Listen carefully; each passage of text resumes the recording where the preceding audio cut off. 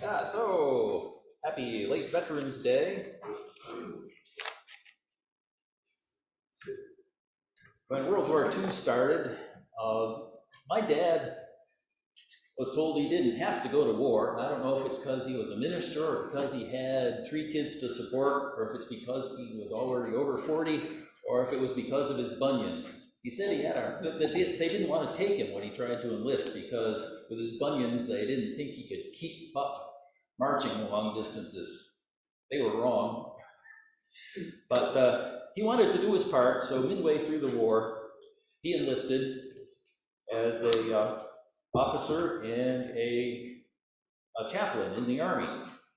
And as a kid, I never really knew what an Army chaplain does. I knew what a minister does, but what does an Army chaplain do? Sit in his tent 6 days a week and then lead church service on Sunday? Well, an Army chaplain does a lot. He did a lot of stuff that one doesn't normally associate with the clergy. But he wrote a lot of letters home. And after my mother died, her lifetime accumulation of old photos, keepsakes, and clutter was passed on to my sister. This random ancestral archive included all of Dad's letters that he wrote home during the war. When we found out that my sister had all these letters, I felt like we'd found the Dead Sea Scrolls. And so my brother and his wife and their son retyped all these letters and put them together in a book, which he distributed to the family. And now there's an updated edition that you can buy on Amazon if you enjoy reading other people's mail. Dearest Doris. So I'm going to share some of the letters that I hope will give you an insight into the life of an Army chaplain and into life in war in general. Our story begins during training at Fort Russell, Texas. Got that picture of Dad up there for him to see? Doing it now. There he is, Chaplain Miller. Dearest, sweet Doris, I've decided to spend this afternoon writing to people I care most about. Naturally, I start with you. Yesterday, I received a letter from your mother and another from your father, and I was very pleased to get them. So I know they aren't mad. Your mother said she enjoyed having the family there this summer. She didn't say so, but I gather she enjoyed it about as a football player enjoys a game in which he is carried out in the last quarter. I am working hard now to get things ready for next Sunday, which is Worldwide Communion Sunday. I have a problem that I can't handle. Of all the close communion sects, the Lutherans of the Missouri Synod cannot be served. There is no local church for them here, and they won't take communion from my unconsecrated hands. If any of these boys were dying of thirst and I poured out a cup of cool, pure water, he would be glad to take it from my hands and live. But the handling of the element by me interferes with what they call the real presence of Jesus Christ. You see, Jesus belonged to the Missouri Synod.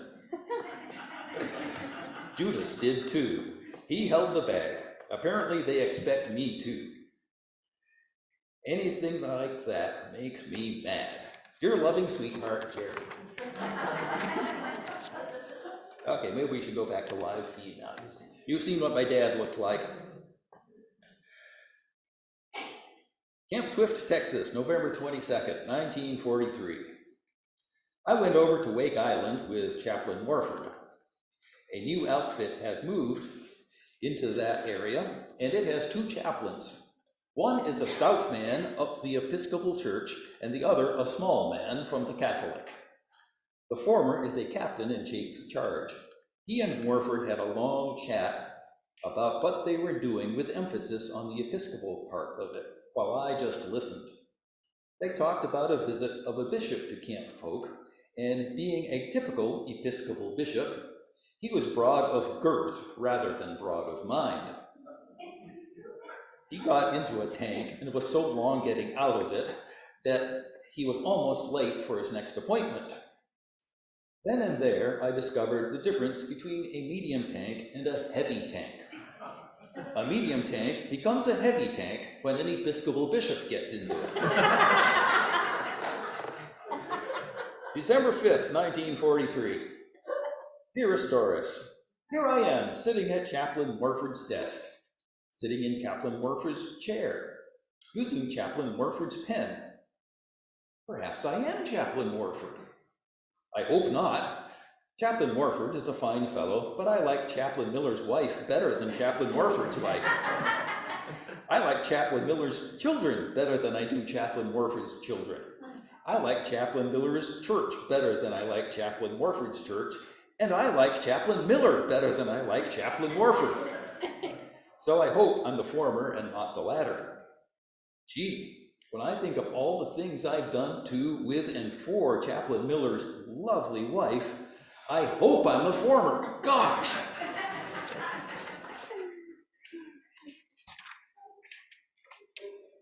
February 7, 1944. I suggest you subscribe for the Free Press or some other paper. A chaplain's wife ought to keep posted. Perhaps you may even see my picture in it someday over the caption, "Chaplain gets perfect attendance medal at mess."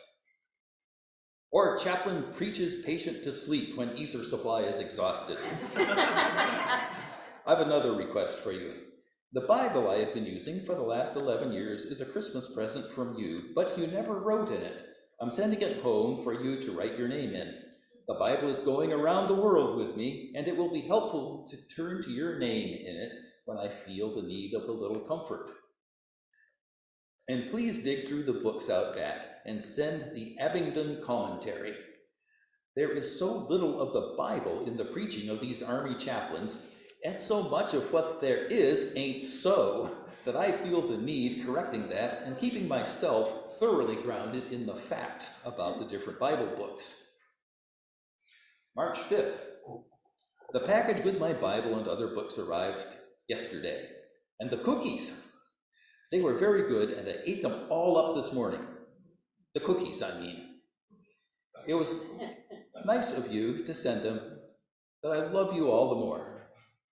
I would like to kiss the hands that made them. I would like to rub my nose against the nose that first smelled them cooking. I would like to look into the eyes that first saw them.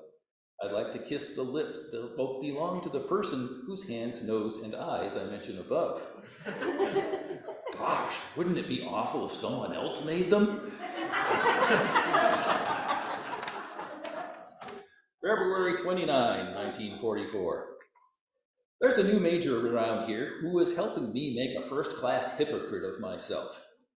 He offers again and again to give me pointers about military life. That's all right, but he rags the sergeants that probably know more about their jobs than he'll ever know. I always act pleased to see him and act appreciative of his suggestions. He's even trying to get me interested in his church, the Roman Catholic. Well, I know too much about the history of that church and the practical results of its work in Catholic countries and communities to care a damn about its forms and ceremonies. He gave me a book called The Faith of Millions to read. I put it on the shelf, let it stay there a week, and then returned it. Well, this bud got to discussing birth control with me. Does your church believe in the use of contraceptives? I explained to him that with us, it was an individual matter. But don't you believe that a man ought to have sexual intercourse with his wife alone? I admitted that we did. Don't you look upon the reproduction of children as a gift of God? I said that we did. Then I pointed out that it was grossly unfair to a woman to make her have a baby every year as he does his wife. I pointed out that the denial of that instinct usually led to imbalance on one hand, and the having of a large family with a small means was not fair to the children. I also pointed out that with our advance in medicine, it was not necessary to have 20 children in order to have 5 grow up, as was true in Mexico. He was called away then, so our discussion terminated. It is just as well, for in time I would let him know what I thought of his priest-ridden mind and what I thought of him in the bargain.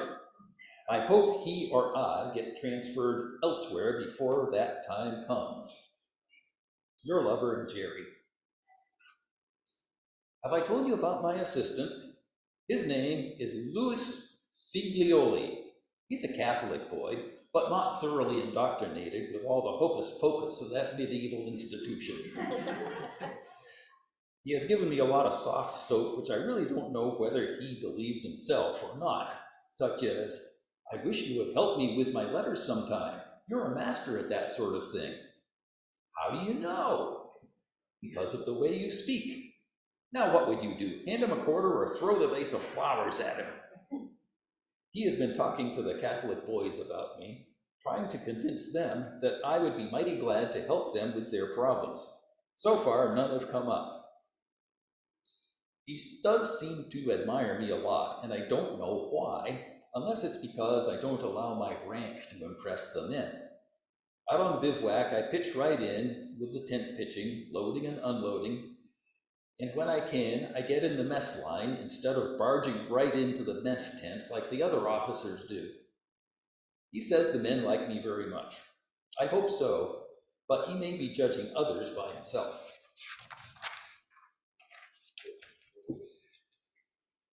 The 111th Evacuation Hospital sailed from New York on July 25th and arrived in Liverpool August 1st, about 2 months after D-Day. Dad's hospital unit followed the Allied force, fighting their way through France, Belgium, Holland, and Germany. On August 25th, the Allied forces retook Paris. While in England, Dad wrote, naturally, the people of England are very enthusiastic over the liberation of Paris. I heard the Marseillaise played several times yesterday. I heard a very jubilant commentator declare the immensity of the victory in northern France. Seeing these headlines in the English papers, telling of a complete rout of the German 7th Army, makes me wonder what the headlines in American papers might be. People of England have a special stake in this victory, because it may mean the end to these pilotless bombs that have done so much destruction. Well, I hope the good news continues. General Patton is on the rampage again, and that is always bad news for the Germans. With no more Rommel to chase, Montgomery will have to find another objective. It may be Goering this time. France, September 11th, 1944. We are still here in the old cow pasture. Yesterday we went from sun to sun without any rain, the first day in France without rain. Today is a lovely day like Indian summer. The officers spend most of their time making themselves comfortable. They forage around for boards and boxes to put things on, for stones to make stokage pits, for sticks to hang things on, and for cans to put things in. One of the captains had an anniversary celebration in our tent, night after dark. Bottles of whiskey were produced from bedding rolls, and before long, apparent adults were transformed into obvious children. Children with very filthy minds and silly ideas. It lasted until about 1 o'clock, and one of our tent mates talked in his sleep for about an hour afterwards. His conversation appeared to be entirely between him and a girl he was trying vainly to seduce. September 25th, 1944. Because of the frequent moving of supply dumps and the uncertainty of refrigerator ships, our supply of fresh meat is limited. Well, we have had plain sliced bologna. The next day, we have grilled bologna. The next day, we have diced bologna. And this morning, we have chicken fried bologna. Now and then, we get a surprise in the form of chicken steak, pork chops, or pork roast. But it is usually one species of bologna or another. So the men talk about it. One said the latest rumor is that they're going to feed us food at the mess. Anyway, the dog that pals around with us has got so he turns up his nose at bologna. October 2nd, 1944. Dearest Doris, in another cow pasture, but in a different country. We passed through some lovely country during most of Saturday, and how friendly the people were. Children were anxious to shake hands with us and give us things. One man accosted me with a bottle and a wine glass and offered me a drink. People tossed apples, tomatoes, peaches, and pears into the Jeep. Everyone waved and gave us the V sign for victory. But where we are now is another story. We have to prove ourselves friends before they more than tolerate us, and wherever we go, we never go singly. But it is a beautiful country. Somewhere in Holland, October 10, 1944. There is a great poverty of men in this unit who are willing to talk about the moral aspects of the Christian way of life. Most of them do what they want to do and then challenge you to tell them why they haven't a right to do it. The nurses seem to be a fine group on the whole, and their keenness of moral perception is sharp. The officers never have any moral qualms about anything. If they don't do it, it is just because they don't want to or lack the opportunity. That is what war does to them, and that is why work with the enlisted men makes up practically all of the chaplain's time.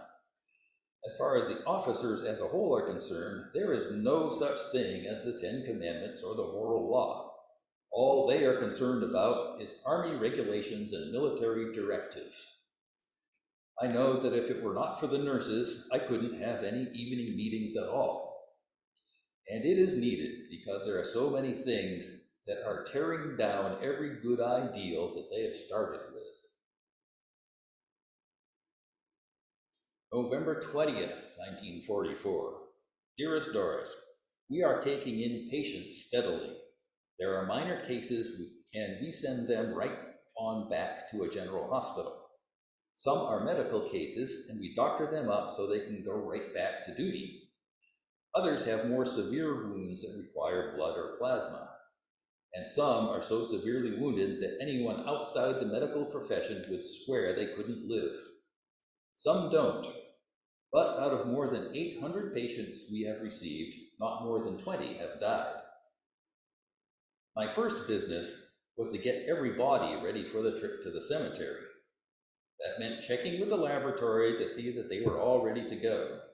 Then I had to uncover their faces and see that the dog tags were around their necks. Then I had to go to registrar and find out the number of the bag their valuables were in, go to supply and see if they had any there that were not in the bags. These had to be matched up with the bodies. Then I had to get a truck assigned and arranged so that the driver could get early chow so that we could get an early start. Then chow. After chow, we loaded the bodies. Then I went with them to show them the way and offer my services for any burial service they might wish. There we unloaded our cargo. It was 5 Americans and 1 German. While we were there, a load from the battlefield came. Ours were bad enough, but those were even worse. They were unloaded by colored soldiers, and their nonchalance in handling these poor mangled bodies is a sight to see. I just got safely in bed last night when my assistant came over and said there was a patient about to be operated on who wanted me. So I went over, and he was on the operating table. He was a medic who saw 2 soldiers injured by snipers and started out to get them. He stepped on a mine that blew off his left foot. He applied the bandage to himself and was sent to us with a bandage on the leg. But when it was time for our surgeons to operate, he began to feel worried. So I held his hand and talked gently to him, and almost like magic, he quieted down. The nurse that gave the anesthetic said he took it surprisingly well. I stayed right by him for an hour and a half while they took off the rest of his leg just above the knee. It was my first night on the operating room, and I did not enjoy it. One of the extra tasks was to solve the problem of what to do with amputated parts. There was an Army directive instructing us to bury these parts under 6 feet of earth. This sounds very simple on paper, but the question was where and how. So I went to Civil Affairs to see if I ought to hire a Dutch farmer's field for this purpose. There I was sent to the Corps Surgeon's office. I went there like a man looking for a pail of steam and found three colonels talking about something. A major talked to me for a while and said any place I could find would be all right. Then he suggested I go to a signal construction battalion and ask them to send a post hole digger down to dig my holes. That struck me funny, for this machine has a huge 16-inch drill they use for digging holes for telegraph poles. But I went there and asked them. Sure enough, they'd do it. So the next day, which was today, they sent their machine down and dug about 25 holes for me. They dug them at least 7 feet deep. It would have taken 2 men at least a week to do that amount of work. So this afternoon, I carried the leg over and buried it. You don't know how much good it did me to solve that problem. When I came back, I was told there was more of the leg to bury. The man whose leg was cut off yesterday had to have more yet cut off. So what was left from that and some of the other stuff that is awful from the operating room was put in a 12-quart pail. So I poured that into one of the holes, but the hole had water in it. Now, just like the fable of the crow and the pitcher of water, when I dropped in stones and dirt, the water level rose and brought up what I was trying to bury with it. So if I kept on, I would have the hole filled up and the offal right on top, stinking to high heaven. What would you do? Well, yesterday we received 7 cases of cigarettes for our men. Each case has a covering of waterproof paper on the inside. So I threw 2 of these down the hole, covered it with a layer of dirt, and presto, the stuff was buried. That's what makes my job here so fascinating. Whenever there is some problem to be solved that is not covered by an established Army policy, they put me to work on it. It takes a lot of thinking. If I had the brains your dad has, I'd be a major by now. January 1st, 1945. The Germans paid us a visit at exactly midnight last night. The timing was perfect. Take that and the response our anti-aircraft artillery batteries gave him, and our drunken officers coming back from their session with green champagne. It was a memorable New Year's Eve for me. Well, we have the pilot of that airplane downstairs as a patient, or at least so they say. April 4th, 1945. Here we are in Germany, about 70 miles in. All along the way, we saw signs of war, and a very depressing sight it is. Even in enemy country, even an enemy such as Germany, farmers were getting in their spring's work. Occasionally, a farmer was fortunate enough to have 2 strong horses for his plowing. But usually, a horse would be yoked with an ox. Sometimes the ox is harnessed with ropes or straps hitched to the horns. At other times, there is a similar harness to that used on the horses. The fields looked very good, and the soil is rich and black. Often we came across groups of people with wagons carrying wagons of varying sizes, all the way from 2-wheeled affair pulled by 1 man and pushed by 2 or 3 women to single wagons pulled by 1 horse. Apparently, these people were going back to what was their homes. I suppose someone had gone ahead and discovered that there was some possibility of retrieving something out of the almost hopeless waste that is the result of the kind of war they elected to fight. In some towns, everything was pretty well intact, and the reason was evident. In every house, there was some kind of white flag, a towel, a handkerchief, tablecloth, part of a sheet, anything white to show that they gave up. In the Stars and Stripes, there was a mention made of one little city that wanted to surrender by telephone. Someone called up the colonel of the regiment about to make the attack and asked what they must do to give up the town. He said, have every home show a white flag within 20 minutes. Well, talk about your evening primrose blossoming out all at once. That's just what the town did. In an unbelievably short time, there were white flags all over the place. Some women even used their slips because they didn't want to take time to unset the table. Of course, much of the way, the usual signs of war were in evidence. We passed one factory that was so thoroughly blasted by bombing that it was just good for nothing. I think it was an arsenal, but I'm not sure. I saw what I thought was a big siege gun barrel split halfway down. We headed towards Hanover, but we didn't get there the first day. We met thousands of liberated prisoners, both men and women, trudging back from their areas of concentration. We thought our trip was long in trucks, but these poor souls, some walking, pushing or pulling carts with their personal effects, or riding on commandeered bicycles or in wagons drawn by a horse or two, both commandeered, or in wagons drawn by tractors, or even in GI trucks. These people often wear or fly the flag of their nation. France or Russia predominate because they are the largest nations to have forced laborers in Germany. But we also see Dutch and Belgian flags, and we passed one group which claims to be Romanian. It was a pathetic sight, Doris, to see these poor people so far from home, constantly on the move. What they do for food, I can't imagine, unless they filch as they go along. To farmers who live along the way, they must be a constant menace. I just wondered what a German farmer could do if 4 or 5 of these displaced persons should happen in just about mealtime and help themselves to everything in sight and endeavor to catch a hen or rooster on the way out. There's no government here to stop such a thing. Yet these people seem to keep to the road and press steadily to the rear. They just go about so far and are stopped by our own military government that rounds them up and puts them in large buildings, where there are any intact, and they stay there until they can be taken to their homes.